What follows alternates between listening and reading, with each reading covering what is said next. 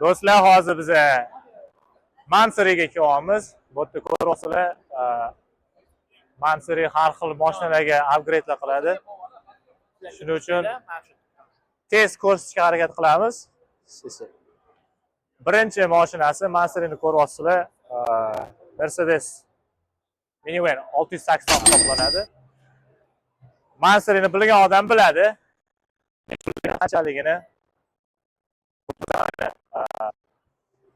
nima desa bo'ladi?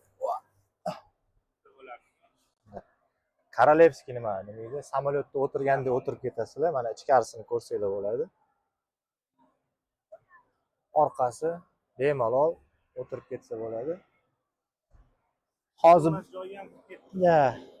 Mansuriga o'zi kirizmaydi, ko'ryapsizlar, odam kam.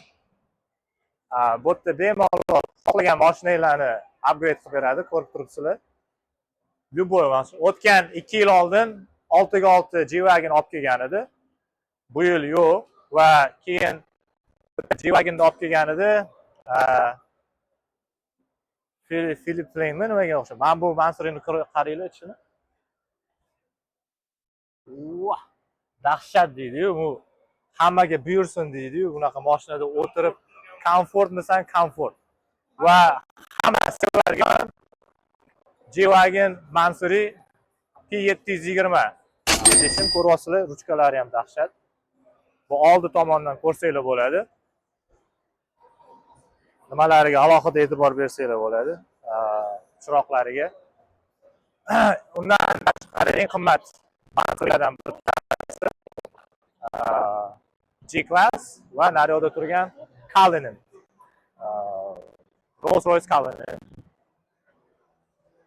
Bunaqa Mansuri Rolls-Royce Cullinan juda kam odamda bor va ko'rib turibsizlar, bu yerga kirishtirmaydi. Mashina qimmat.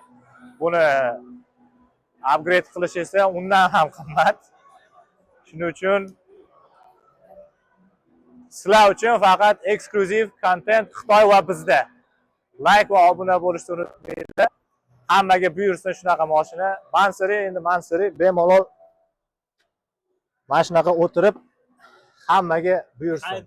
Hayda deyish, haydovchilar bo'lib bemalol deydi. Hozir endi rasmlarga ham tushib olamiz. Obuna va like bosishni unutmanglar do'stlar. Faqat sizlar uchun eksklyuziv kontent qilib beryapmiz.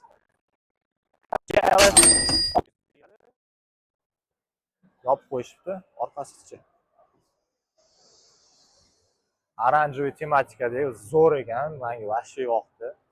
Lekin men bu ham komfort biznes uchun Mansuri zo'r. Like, obuna bo'lishni unutmanglar. Xitoy va biz.